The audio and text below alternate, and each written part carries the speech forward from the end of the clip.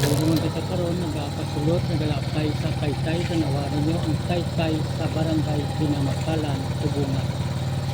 Yun, no? Ayos mo pagka-Taytay, tanawaran nyo sa Spark. Go kita sa Taytay sa barangay Pinamakalan sa Banwasang Tubungan. Pagayon na nadalagan ng atong salakyan.